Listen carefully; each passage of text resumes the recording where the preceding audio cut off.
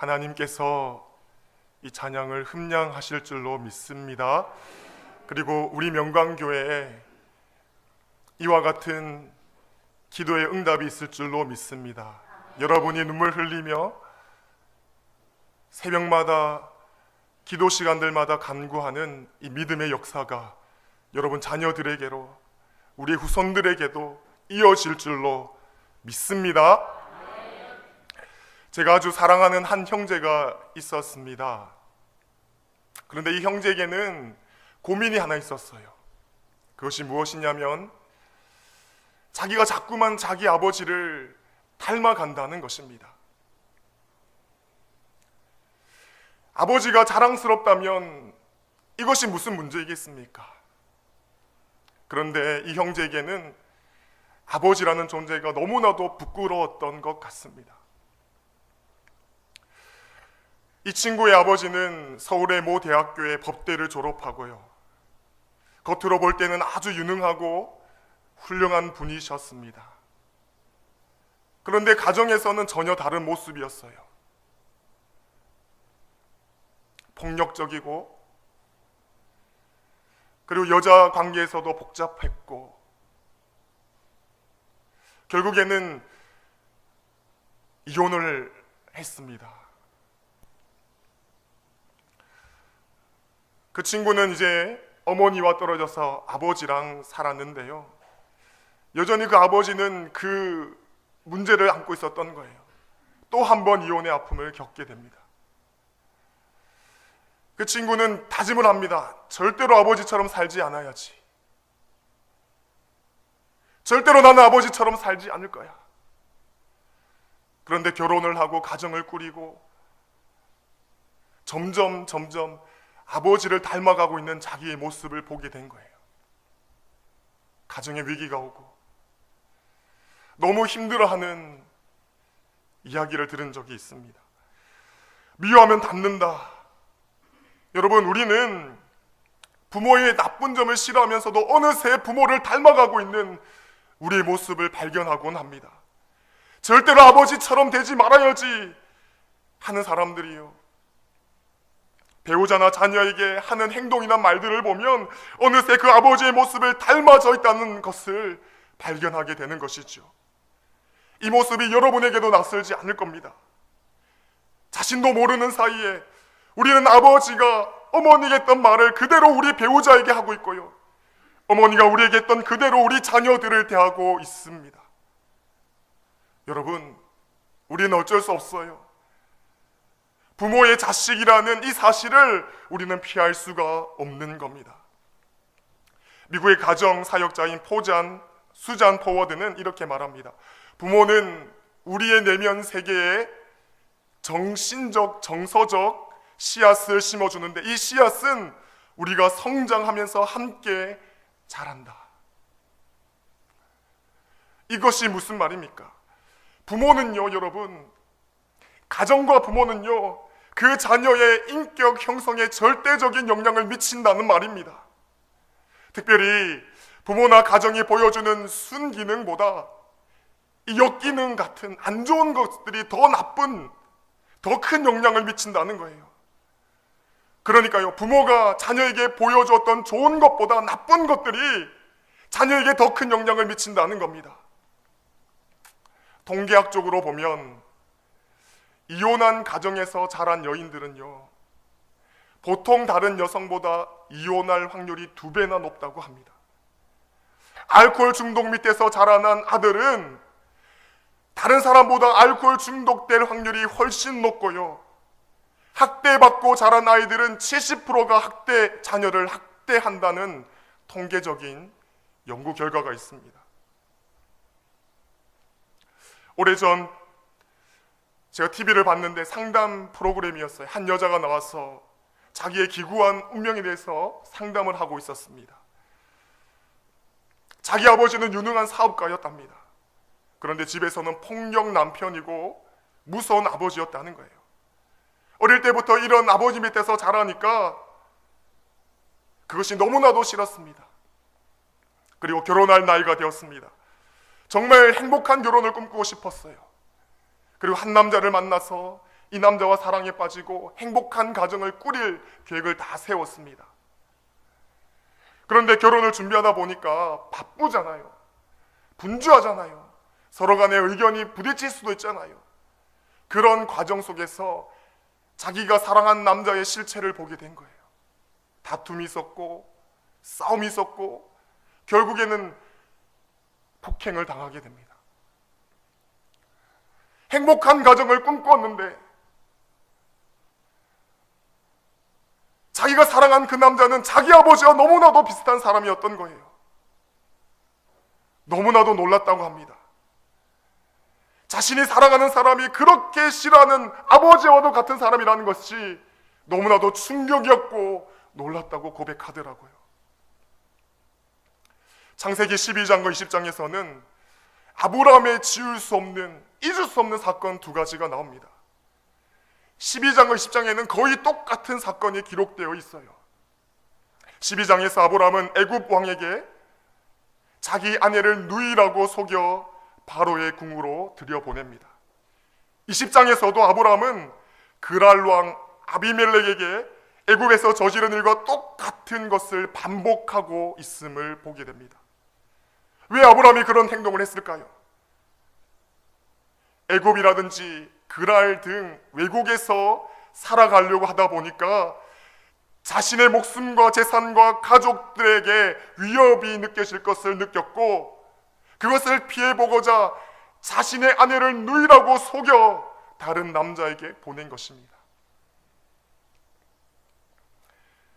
그런데요 여러분, 이 창세기 26장에 보면요, 이런 사실을 알지 못하는 아들 이삭이 아버지가 한 행동을 그대로 반복하고 있음을 볼 수 있어요. 이삭이 블레셋으로 갔다가 블레셋 왕 아비멜렉에게 자기 아내를 누이라고 속이는 장면이 나옵니다. 아버지로부터 배운 것이 아닙니다. 그런데 아버지와 똑같은 행동을 하고 있어요. 무슨 말입니까 여러분? 우리는요 부모의 자녀일 수밖에 없다는 겁니다.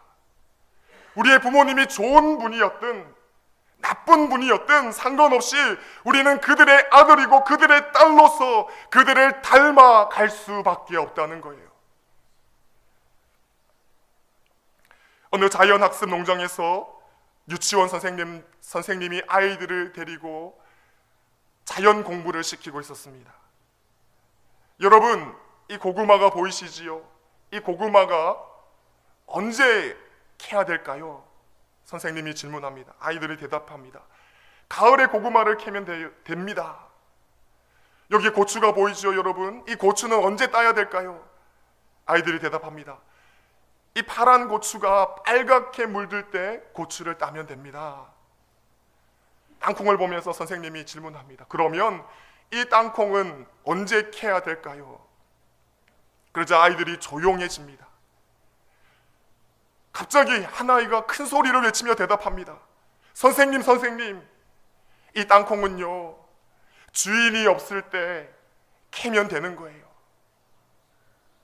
여러분 황당하지요? 그런데 이 아이의 아버지가 절도로 감옥에 들어갔다는 거예요. 이 이야기가 실제 있었던 이야기인지 누군가 지어낸 이야기인지는 알 수 없지만, 그런데요 부모의 삶이, 부모의 그 영향력이 자녀에게 흘러간다는 것이 엄청나다는 것을 우리는 이 이야기를 통해서 느낄 수 있는 겁니다. 여러분, 아이들의 잘못된 부분은 거의 대부분 부모를 닮는 것이에요. 다른 데서 온 것이 아닙니다. 아이들이 잘못된 부분들은 나로 인해서 흘러가는 겁니다. 내가 부모를 닮는 것이 피할 수 없는 기정사실이듯이 우리의 자녀들이 우리를 닮는 것, 나쁘고 안 좋은 것을 더 닮는다는 것 역시 피할 수 없는 사실이라는 겁니다. 그래서 이런 말도 있지 않습니까? 부모는 자녀는 그 부모의 거울이다라는 말이 있는 겁니다. 이 말은 여러분 어떤 의미에서 보면 아주 무서운 말이에요. 우리가 부모를 닮은 것처럼 우리가 현재 가지고 있는 것, 좋은 것이든 나쁜 것이든 성품이든 버릇이든 의식과 무의식 모든 것들이 그대로 고스란히 우리 아이들에게 전해진다는 것입니다. 얼마나 무섭습니까? 그렇다면 여러분, 어떻게 해야 이 닮고 닮음의 역사를 끝낼 수 있을까요? 할아버지의 모습이 아버지에게 있고, 아버지의 모습이 나에게 있고, 나의 모습이 자녀들에게 있는 이 닮음의 역사. 물론 그 속에는 좋은 것들도 있지만 좋지 못한 것들, 안 좋은 것들, 닮지도 않았으면 좋겠다는 것들, 그런 것들이 고스란히 물려지는 것에 대해서 우리는 어떤 대책을 세워야 하겠습니까? 우리에게 맞죠? 고상하고 거룩하고 선하고 좋은 것만 있다면 얼마나 좋겠습니까? 그런 것들만 우리 자녀들이 닮을 수 있다면 얼마나 좋겠습니까? 그렇지 않잖아요. 내 속에는 나쁜 것도 있고, 상처받는 것도 있고, 왜곡되는 것도 있고, 뒤틀린 것처럼 독처처럼 자라고 있는 쓰디쓴 뿌리가 있는데, 이것들이 그대로 우리 아이들에게 전해진다면 그것을 끊어내야 되지 않겠습니까? 어떻게 해야 이것을 끊어낼 수 있을까요? 우리가 읽은 오늘 본문에서 그 해답을 발견할 수 있습니다. 오늘 본문은 여러분이 잘 아시는 대로 예수님의 족보예요. 성경을 우리가 처음 신약을 읽다 보면 처음 읽을 때는 몇 번 읽다가 그 다음부터는 대충 읽거나 아예 생략해버리고 뛰어넘어가는 부분입니다. 그런데 이 족보는 예수님 중심으로 보면 사실 정확하게 예수님 족보이지만 다르게 보면 아브라함의 후손들이고 다윗 가문의 족보인 것입니다. 이 족보 이름 맨 끝에 예수님이 있기 때문에 특별한 것이고, 하나님께서 이 가문을 택하셨기 때문에 특별한 것이지, 자세히 들여다보면요 사실 일반 가정의 족보와 별반 다를 것이 없어요. 이 인물들을 보시면 충분히 알 겁니다. 아브라함 족보에 기록된 인물들을 보십시오. 형제들끼리 재산 분쟁을 했고, 형제들끼리 싸우기까지 했고, 심지어는 서로 죽이기까지 했습니다. 혈통을 중시하는 유대인들이면서도 이방 여인에게 자손을 보았고, 부정하다고 여겨지는 창녀의 후손들도 있어요. 심지어는 여러분, 며느리에게서 아들을 얻어 족보에 올린 이도 있습니다.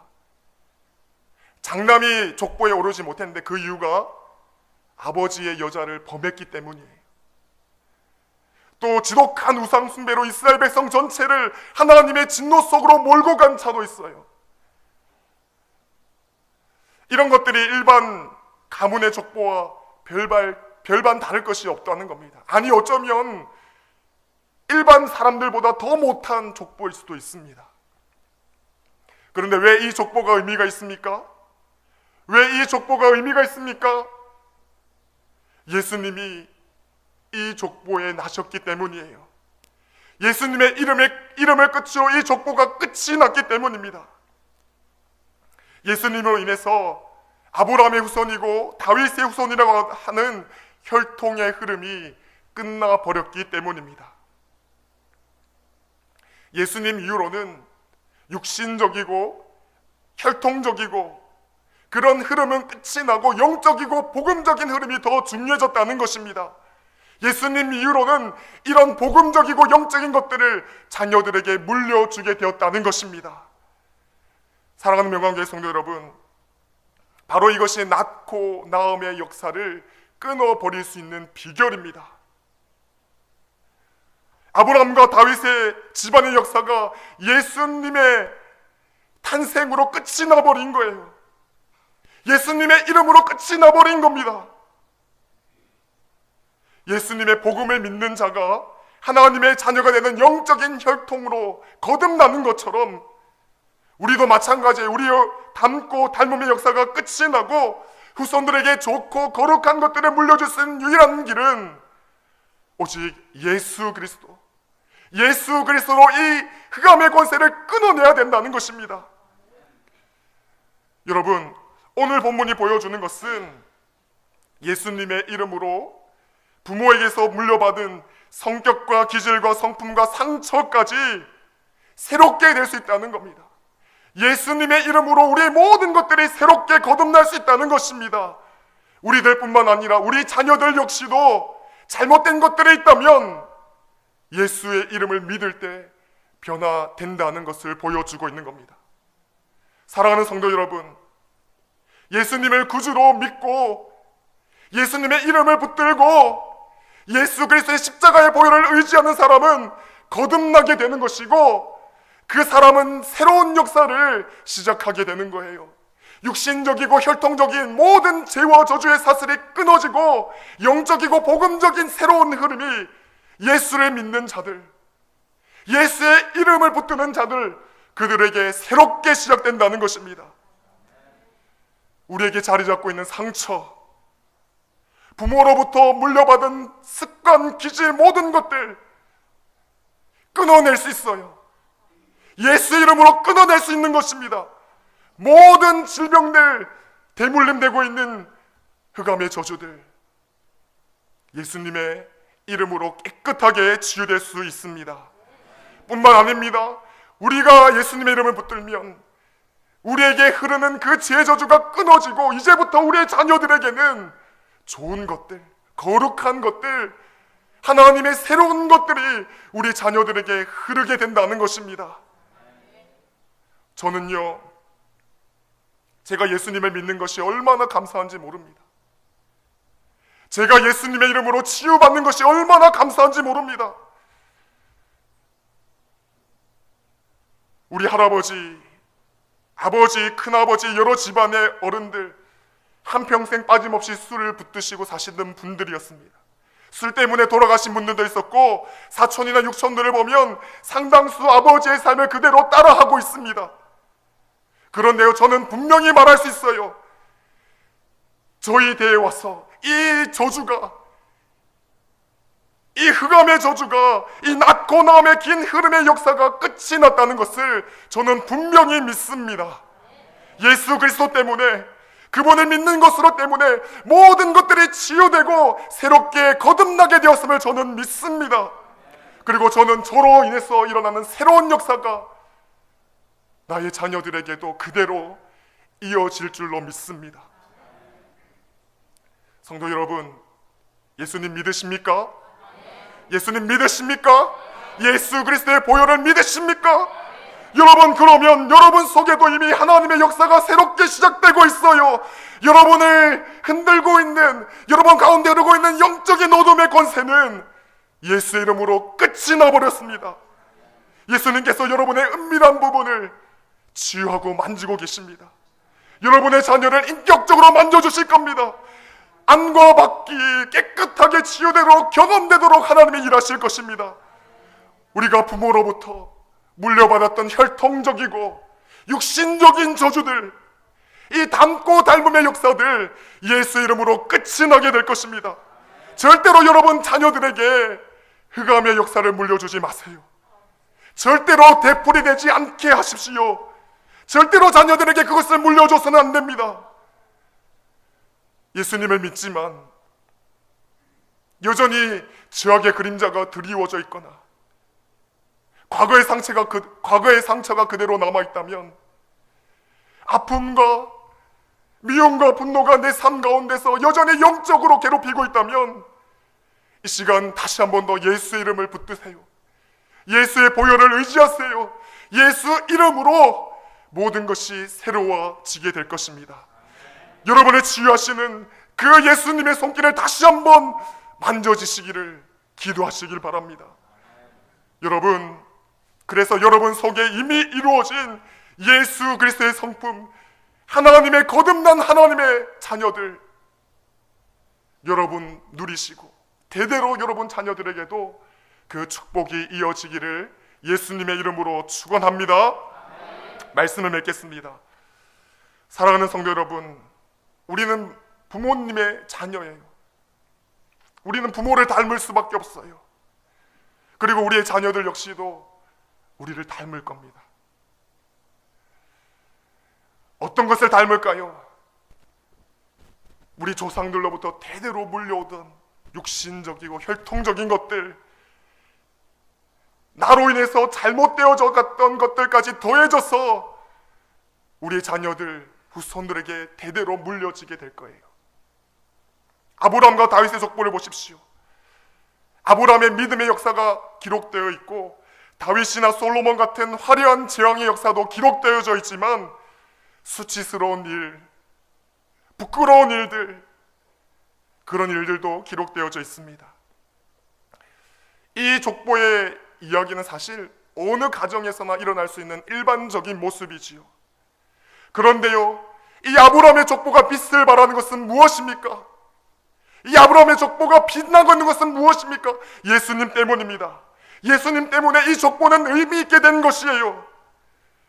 여러분, 마찬가지입니다. 우리의 족보도, 우리의 가문도, 우리의 가정도, 우리의 일생도 예수님의 이름 때문에 의미 있게 될 것입니다. 여러분, 아직도 여러분 가운데 흐르고 있는 육신적이고 혈통적인 더러운 것들, 예수의 이름으로 온전하게 치유되시기를 주님의 이름으로 축원합니다. 그렇게 기도하시길 바랍니다. 기도하실 때 여러분을 더 영적인 사람으로, 더 하나님의 자녀다운 사람으로, 복음에 합당한 사람으로 여러분을 변화시킬 거예요. 여러분뿐만 아니라 여러분의 자녀들까지도 믿음의 가정으로, 좋은 것으로 복을 받는 가정으로 하나님이 반드시 세워주실 것입니다. 은혜의 강물이, 폭포수와 같은 은혜의 생명의 강물이 여러분 가문 흐르게 될 것이에요. 그 축복을 누리는 저와 여러분, 우리 명광교회 믿음의 가문으로 세워지는 여러분들이 되시기를 주님의 이름으로 축복합니다. 기도하겠습니다. 하나님 아버지, 감사합니다. 예수 그리스도의 이름으로 죄와 저주와 모든 흑암의 권세가 끊어졌음을 아버지 믿습니다. 우리 가운데 흐르고 있는 육신적이고 혈통적인 더러운 죄악들, 주여 예수 그리스도의 보혈로 깨끗하게 치유하여 주시옵소서. 우리를 흔들고 있는 흑암의 저주들, 조상들로부터 물려오고 있는 이 더러운 악한 영들, 예수님의 이름으로 깨끗하게 멸하여 주시옵소서. 깨끗하게 치유하여 주시옵소서. 우리의 다음 세대들은 좋은 것들만 물려주게 하여 주십시오. 믿음만 물려주게 하여 주십시오. 복음만 물려주게 하여 주시옵소서. 우리 명광구의 모든 권속들이 믿음의 가정으로, 은혜의 강물로 복음을 흘려보내는 영적인 가문으로 세워지게 하여 주시옵소서. 감사드리며 우리 주 예수님의 이름으로 기도드립니다.